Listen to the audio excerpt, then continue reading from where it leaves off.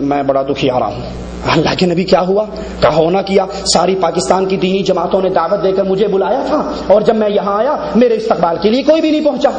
مجھے خود ہی ٹیکسی کر کے یہاں آنا پڑا, کوئی بھی نہیں آیا.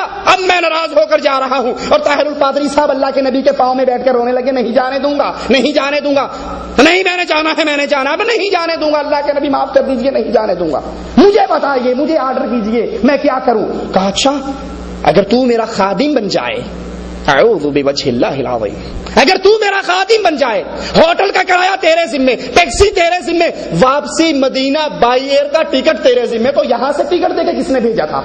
اس نے ریٹرن ٹکٹ کیوں نہیں دے دیا؟ واپسی کا ٹکٹ تیرے ذمے, فیصل آباد تمہارے طوطوں کے اجتماع میں پہنچوں گا تو وہ ٹیکسی تمہارے ذمے. اگر یہ سارے خرچے تم مان لو, خرچے تم تسلیم کر لو, تو پھر میں وعدہ کرتا ہوں میں 7 دن مزید رہ جاؤں گا. تو کہا میں مانتا ہوں اللہ کے نبی, اور پھر میمنوں کے اجتماع میں آ کر رویا پیٹا کہ آپ میرا ساتھ دو یا نہ دو, میں تو نبی سے سارے خرچے دینے کا وعدہ کر چکا ہوں, میری جیب خالی ہے, نہیں دیتا تو ایمان جاتا ہے, اور اگر دیتا ہوں تو کہاں سے دوں گا؟ لوگوں نے کہا بابا یہ ہم سے لے لے, ہم تیری جھولی بھر دیتے ہیں. اگر یہ مان لیا جائے کہ اللہ کے نبی بشر فوت ہو گئے, بشر مر جاتا ہے, بشر دنیا چھوڑ دیتا ہے, بشر عالم الغیب نہیں ہوا کرتا, بشر مختار کل نہیں ہوا کرتا, لیکن جھوٹ کے پاؤں نہیں ہوا کرتے. جو عقیدے لوگوں میں بیان کرتے ہیں ایک خواب کے اندر سارے عقیدوں پر پانی پھیر گئے. لوگوں کو کہتے ہیں نبی عالم الغیب, تو نبی کو تو پہلے ہی پتا تھا مدینے سے نکلنے سے پہلے, فلائٹ پکڑنے سے پہلے, کہ وہاں استقبال کرنے کے لیے کوئی نہیں آئے گا, تو نبی کیوں آئے؟ نمبر 1. نمبر 2, لوگوں سے کہتے ہیں آگے تاج والے, دم بدم پڑھو درود, کہ حضور بھی ہیں یہاں موجود, نبی موجود ہیں, ساتھ ہیں, بیٹھے ہیں, آئے ہوئے ہیں, حاضر ناظر ہیں, ادھر بھی تو ادھر بھی تو, جدھر عرش پہ بھی سنا نا, بھی تذکرہ غوثیہ, عرش پہ بھی نبی, فرش پہ بھی نبی. ارے بابلے, جو حاضر ناظر ہوتا ہے وہ فلائٹ کیوں پکڑتا ہے؟ اسے کراچی سے فیصل آباد کیوں جانا پڑتا ہے؟ نہیں تم نہیں مانتے, نبی پورے مختار کل, سارے خزانوں کی کنجیے, سارے خزانوں کی کنجیے, تو اپنے خواب کے اندر اپنے عقیدے کی نفی کیوں کرتے ہو؟ جس کے پاس سارے خزانوں کی کنجیے ہوں وہ 1500 ریال کا ریٹرن ٹکٹ خود نہیں لے سکتا, تم سے کیوں مانگتا ہے؟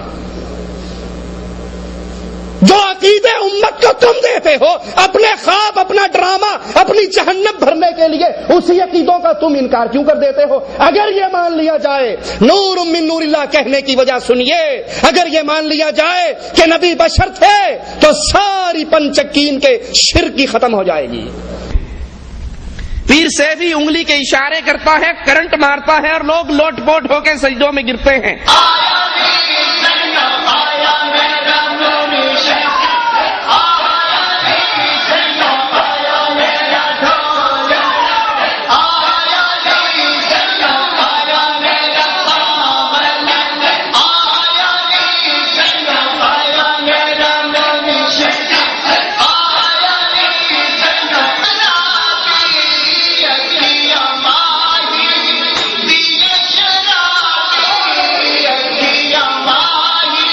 ان سے پوچھا جائے یہ کیا ہے, کہ معرفت دیا گلا نے تو انو کی پتہ لگنا, تم وہابی ہو, معرفت سے بے بہرا ہو. یہ پیر صاحب دل جاری کرتے ہیں. آج قوالی پیٹنے والے, قوالی بجانے والے, قوالی گانے والے, ڈھول سرنگی بجانے والے, قرآن کریم کی یہ آیت ان پر کیسے فٹ ہوتی ہے. وَذَرِ الَّذِينَ اتَّخَذُوا دِينَهُمْ لَعِبًا وَلَهْوًا وَغَرَّتْهُمُ الْحَيَاةُ الدُّنْيَا, اور ایسے لوگوں سے بالکل کنارہ کش ہو جائیے. ان کی قوالیاں نہ سنیے, ان کے کفریہ جملوں کو نہ سنیے, ان کی ساز اور موسیقی کو نہ سنیے, بلکہ ان سے کنارہ کشی اختیار کر لو جنہوں نے اپنے دین کو کھیل اور تماشا بنا لیا. اللہ کی قسم دے کر پوچھتا ہوں, اس منظر کو آپ اہل شرک کے سامنے, اہل کفر کے سامنے پیش کیجئے, کافروں کے سامنے پیش کیجئے کہ ایک مسلمان بڑی سفید پگڑی باندھ کے بیٹھا ہوا ہے اور انگلی کا اشارہ کر رہا ہے اور پوری مسجد کو کرنٹ لگ رہا ہے, وہ ناچ رہے ہیں, گر رہے ہیں, لوٹ پوٹ ہو رہے ہیں, تو کیا خیال ہے؟ کفار اس کو دیکھ کر اسلام سمجھیں گے؟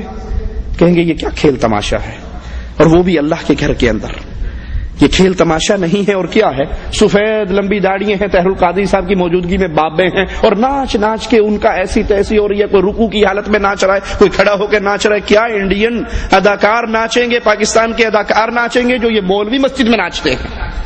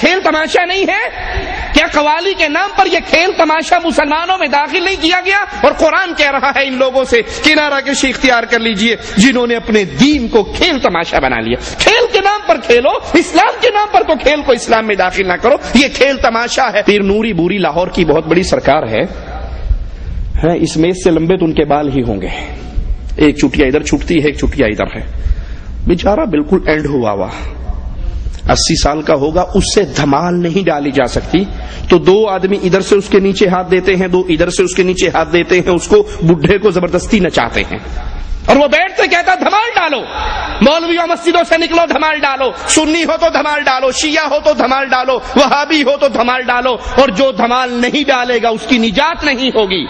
کہتا میں قسم کھا کر کہتا ہوں جو دھمال نہیں ڈالے گا اللہ کی قسم قیامت کے دن نہیں بخشا جائے گا۔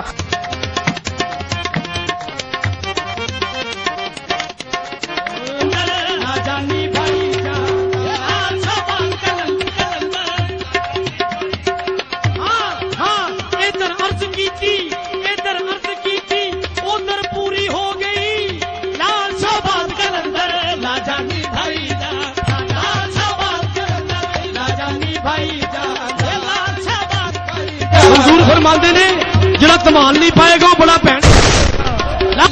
سرکار فرماندے نے پاویں کوئی شیعہ ہے، پاویں کوئی سنی ہے، پاویں کوئی وہابی ہے، جڑا کوئی کمال نہیں پا رہا وہ علی پاک دا منکر ہے، جڑا علی پاک دا منکر ہے سرکار کہندے نے، میں سرکار نوری بوری والے دی قسم کھا کے کہنا کہ او دی حشر نو بخشش نہیں ہونی۔